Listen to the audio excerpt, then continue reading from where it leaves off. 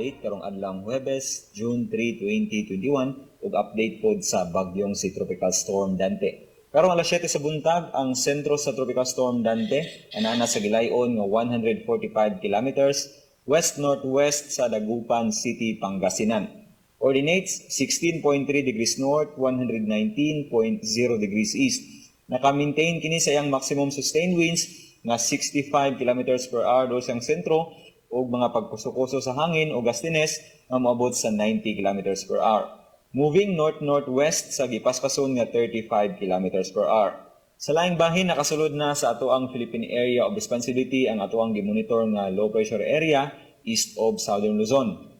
Karong alas 3 sa buntag kini ana sa gilayon nga 1,135 kilometers east of Southern Luzon ug dunay coordinates nga 13.9 degrees north, 134.7 degrees east. Nagairog kini west-northwestward ug ubos ang tsansa nga mamahimo pa kining usa ka bagyo. Para sa dugang up, si Mio Aguirre og may adlaw.